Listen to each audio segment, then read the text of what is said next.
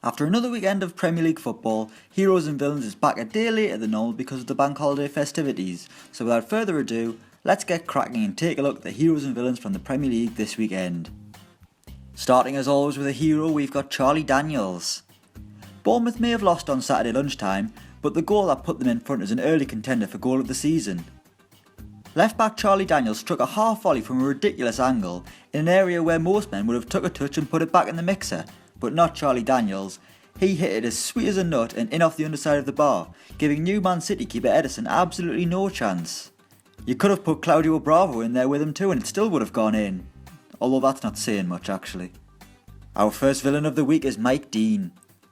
Now I know he was only following the rules, but sending Raheem Sterling off was just ridiculous. While it is in the law that going into the crowd is an automatic booking, surely common sense has to prevail. Of course emotions are going to be high after you've just scored a last minute winner, so can you blame Sterling for wanting to celebrate with the fans after scoring late on? The same fans that had to travel from Manchester down to the south coast to make a 12:30 kickoff, might I add. Fair enough, Mike Dean was just following the letter of the law, but he's always been happy to make himself centre of attention anyway. Back to the Heroes and we've got the Huddersfield defence. We're 3 games into the Premier League season and the Terriers still haven't conceded a goal. While their winning streak did come to an end with a 0-0 draw at home to Southampton, David Wagner can't have dreamt things would have gone this well early on. Huddersfield were hardly known for their tight defence last season, but it seems to be the absolute foundation for any success they have this season. An incredible start to the campaign for Huddersfield, so fair play to Wagner and co. Our next villain is Miguel Britos. The Watford man should be being investigated by the police right now, his tackle Anthony Knockout was that bad. Sliding in knee high on the Frenchman was a moment of cowardice from Britos, who then had the cheek to question why he was sent off in the first place. There's a big debate about tackling in the game right now, with cards being dished out for intent or too much force even when players are winning the ball, but there's no place for tackles like Britos's in the game. You'll be hard pushed to say a worse tackle than that this season. Back to the Heroes and we've got Newcastle United. If you believe what the media told you about Newcastle, then you'd know fine well that they're in absolute crisis and were about to be relegated to League One after losing their first 2 league games, with the fans in uproar because they haven't won the World Cup. Back in reality, the Magpies got their season up and running with a convincing 3-0 victory over West Ham in front of a rocking St James's Park, much to the displeasure of everyone who's been spouting rubbish about Newcastle during the past month. Next in the villains column we've got Joe Hart. Remember when there was talk of Joe Hart being one of the best keepers in Europe? Well, the poor bloke is struggling to prove he's the best goalkeeper in East London now. After being exiled by Pep Guardiola last season, the England international had a difficult year on loan at Torino, where he was at least out of the spotlight, but he's put himself back in the firing line by returning to the Premier League with West Ham.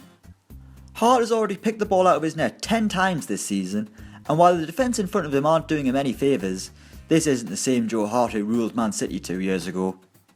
Sticking with the Manchester theme, our next heroes are Manchester United. There's only one team in the Premier League who has a 100% record after the first 3 games, and that is Jose Mourinho's Man United. The Red Devils have been absolutely unstoppable in the early stages of the season and are yet to concede a goal, with their latest victory coming at home to Leicester, with substitutes Marcus Rashford and Marouane Fellaini giving them a 2-0 win against the Foxes. They're really starting to look like the United of old, big and powerful with pace going forwards, which is something that has been missing at Old Trafford for years, and it's exactly why many people have their name on the Premier League trophy already. Our next villain is Tottenham and their Wembley curse. It's probably much ado about nothing because it's just playing football on some grass in a different stadium, but Spurs really don't seem settled at Wembley. 2 home games and just 1 point, combined with their Champions League and Cup final woes in past years, make up for bad reading for Mauricio Pochettino's side. Much like it was a problem for West Ham last season, Tottenham don't seem to be able to get to grips with playing in a new stadium and desperately need to get a win at their temporary home. Because the longer it takes, the more the pressure will intensify, and it could scupper any potential title charge. Our final heroes are Liverpool's front 3. The combination of Sadio Mane, Roberto Firmino and Mohamed Salah is enough to give anyone nightmares. The pace and guile they possess will cause any team problems this season, and they absolutely ruined Arsenal, with all 3 getting on the score sheet with each goal showing bits of individual brilliance. Mane is the star, Salah is the new hero, while Firmino consistently slips under the radar and finds the back of the net. There are clearly problems at the back for Liverpool, and the situation regarding Coutinho needs to be resolved, but in Mane, Salah and Firmino, Jurgen Klopp arguably has the most terrifying front three in the Premier League right now. And finally, our last villain of the week is Arsenal. There's not a lot that hasn't already been said about Arsenal's performance at Anfield on Sunday, so just to reiterate, they were an absolute disgrace. While Wenger may have made mistakes, the blame cannot just fall at the Frenchman's door, because there was a clear lack of effort by his players. As Gary Neville said on Sky Sports, there is no excuse for players not running back and working hard, and the lack of effort was embarrassing.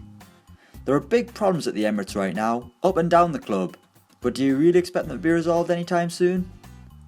So those are this week's heroes and villains from the Premier League. Let us know yours in the comments below, and don't forget to like, share and subscribe.